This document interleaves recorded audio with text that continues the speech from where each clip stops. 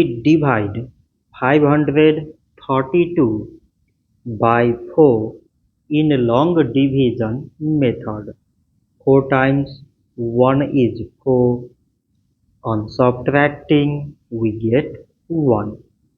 So now this 1 is less than 4.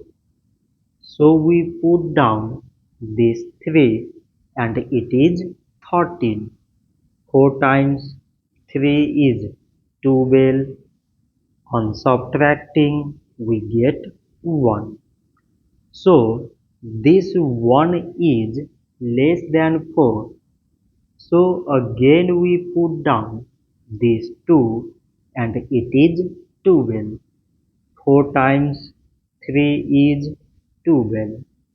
On subtracting, we get 0.